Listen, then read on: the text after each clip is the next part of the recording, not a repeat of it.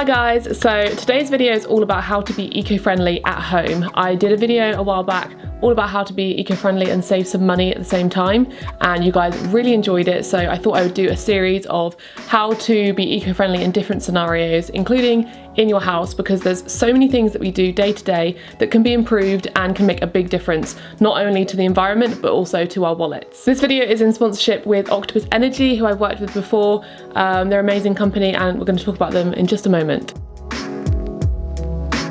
The first thing that you can do is switch your energy provider to renewable energy, and that's where Octopus Energy comes in. So they have 100% green electricity. So it means when you're using your kettle, your lights, your fridge, your laptop, you are getting it from renewable energy rather than using fossil fuels. So I made the switch to Octopus Energy as a way to be more eco-friendly at home. Octopus Energy have really amazing customer service. They've received awards for their customer service, and they're the only consumer champion that Which will recommend, and they received 5 out of 5 stars in all categories. They're the highest rated supplier on Trustpilot. It's really easy to sign up on their website. I know it can seem like a big deal to switch over energy providers, but it's really not. It's very, very easy. And they also have lots of different fun things like the Wheel of Fortune. When you enter your meter reading, you can play the Wheel of Fortune and win some prizes. So if there's one thing that you can do to be more eco-friendly at home, it's definitely switching energy providers, and I highly recommend Octopus Energy. Check out the links in the description to see more information and sign up yourself. So moving on from energy suppliers, you can get a smart meter to track your energy in your house. So you can physically see it on a screen and be more mindful of the usage of energy in your home. So the next thing is to switch to LED light bulbs. They are so much more efficient than traditional light bulbs because they produce way less waste when they are creating light. The vast majority of the energy is used for light rather than heat, when it's the opposite way around for fluorescent bulbs. And they may seem more expensive when you go into the shops, but they actually typically pay for themselves because they last a lot longer. Next is rechargeable batteries. These are a great thing to get so that you don't have to be throwing batteries away. Lots of people just end up throwing them in the landfill rather than recycling them. So those materials are damaging to the environment. If you have rechargeable ones, then you can just be constantly recharging them and using them for all of the appliances that you use. So the next thing is to compost. It's really important to compost to conserve landfill space, to recycle organic resources, and also because it helps soil retain moisture. And a lot of people wonder why you need to compost, because you think, well, it will just compost in landfill, but the problem with landfill is it is an anaerobic process and it traps the gas and it creates methane, which is harmful for the environment. Whereas if you're composting in your garden, it's going to be creating carbon dioxide and it's going to end up being a part of the carbon cycle. So fun fact, Octopus Energy actually use those anaerobic harmful processes to create renewable energy, and that's amazing. So if you're worried about composting and you're thinking, I live in an apartment, I don't have a garden, how am I going to do it? Then when we lived in an apartment that had no garden recently, we used to take our compost to a local garden which had a composting scheme. We just took it there every fortnight or whatever. And if you live in an apartment, there are ways you can compost at home. My friend Imi, Sustainably Vegan, has a whole video on about the bokashi system, I think that's what it's called, all about how to compost in your apartment. But if you are lucky enough to have a garden like we do, then you can compost in your garden and use it for your plants. Another important thing to do is to use natural cleaning products in your home. A lot of cleaners today have lots of harmful toxic ingredients that end up down the drain and in the environment, in the sea, in the ocean, and you can make your own pretty easily. I have a whole video all about how to make your own cleaning products, so definitely go check that out. It's really great because you can use multi-purpose ingredients like vinegar, lemon juice, baking soda that you probably already have in your cupboard anyway, to make cleaning products that you can use for a variety of things.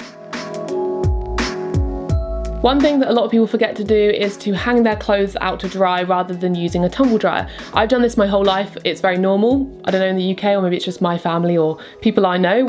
I don't really know anyone who uses a tumble dryer regularly. That's kind of something you would use in an emergency. So it's really a good way to cut back on energy usage, to hang out your clothes just on a clothing rail in your house or in your garden. Another little thing you can do to save on heating is to use draught excluders just in the gaps at the bottom of your door. We're going to get one soon, or we might make one for our front door and our back door because there's draught coming through there, and it just makes the house cold and then you have to turn the heating up. So try getting a draught excluder or making your own. You could recycle some old clothes that you're decluttering and maybe sew them together and stuff them and put them at the bottom of your door. Learning how to repair or repurpose things is a great thing to do for the environment because you're not going out and buying something new every time something breaks. I recently smashed or broke one of my favourite mugs, so instead of just throwing it away, I have kept it and I'm going to be smashing it up to use at the bottom of my plants when I repot them. And also similarly, when I get odd socks, I like to keep them and use them to clean with. They're really good to polish windows and just to use as a cloth. Also, I have done it before, I've tied a few socks together and used it as a dog toy. My parents' dogs loved it. So really get thrifty, get creative and try and think of ways that you can repurpose things when they've reached the end of their life. Another thing to do is have a look at your boiler and find out the energy rating. If it's old and it's not got a very good energy rating, then it might be worth the money to fork out to get a new one, because over time you'll save your money in the long run. You guys probably know already that I love buying things secondhand, and since I've moved into this new house, I have been really enjoying buying secondhand furniture. There are so many places now that you can get things secondhand, get really good quality products that would be so much more money new. Some of my favourite places to look are Facebook Marketplace, eBay and Gumtree, and yeah, it's just honestly the best thing in the world. Definitely look for secondhand before you go and buy new. Another thing to do is to grow your own herbs, fruit and veg. Even if you don't have a garden, you can grow herbs on your windowsill. We're going to be doing this soon now we have a garden. I'm really excited. It just saves on packaging and saves on travel, saves a lot of energy overall if you're able to supply things for yourself in your own environment. Another thing you can do is to eat less meat. Of course, I'm going to say this as a vegan, but I'm not telling you to go vegan necessarily. I'm just saying that maybe try and incorporate more vegan and vegetarian meals into your day, into your week, and cut back on the amount of meat you're eating. Unfortunately, animal agriculture is one of the leading causes of greenhouse gases, and it's one of the biggest ways that you can reduce your carbon footprint. I have loads of recipes on this channel and on my website that you can check out to get some inspiration. So when you're buying things, try and get it locally. This includes food, this includes gifts, furniture, anything you can think of. Try and get it in your local area. Go down to your local high street and find some independent shops that are selling things if you're looking for a gift or if you're looking for some new clothes. And go to your farmer's market at the weekend to see what fruit and veg you can get that you would normally be buying in your local supermarket. So before you go shopping and buy all those locally sourced ingredients, try and meal prep. This will really help to reduce on the waste that you're producing. I find that when I cook from home and I plan out the meals that I'm going to be eating, I end up with a lot less food waste. And there are also ways that you can make things out of your food waste. So the ends of onions and the skins of things you can use in vegetable broth. You can get inventive with the ways that you use things that maybe you would otherwise be throwing away. Trying to be more mindful when you're cooking can really help reduce energy costs and reduce energy levels. So if you're cooking some pasta, you don't need to have it on full whack boiling the entire time. You can reduce it just to a simmer. Similarly, if you're cooking something in the oven, maybe about 5 to 10 minutes before it's due to be finished, you can turn the heat down or turn it off because the oven will still retain a lot of heat in there.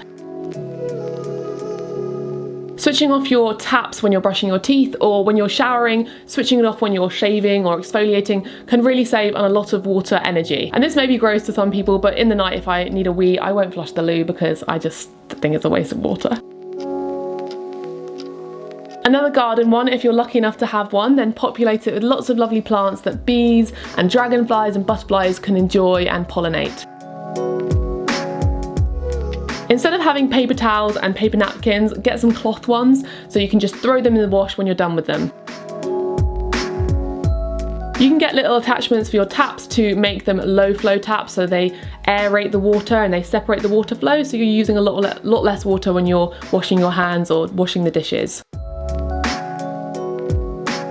So you can have a water butt in your garden which collects rainwater so you can use it for garden usage, or you can wash things with it. Go have a look at your boiler and find out if your temperature's whacked up really high and turn it down to something a bit more sensible. When you're washing dishes, then try to do it smart. Don't just run the tap the entire time because you're going to waste a lot of water. Fill the bowl up, put the plug in and wash with that water. Or use a dishwasher. Nowadays they're so efficient, they use a lot less water than they used to, and make sure that you're filling the whole thing fully. You're not just doing a half cycle. Instead of of buying all the books in your home, think about getting a library card or a Kindle. Also, libraries are great because they have things like computers, printers, so you don't have to have these things in your home if you don't have the space. And finally, it's paperless billing. This is really common nowadays, but if you aren't already doing paperless billing, then switch over. You can get everything online or on an app on your phone. I hope you guys enjoyed that video and you got some useful tips and tricks. Let me know in the comments down below what you do at home to be more eco-friendly. Don't forget to check out Octopus Energy in the description down below, and give this video a thumbs up and subscribe, and I'll see you in the next one. Bye.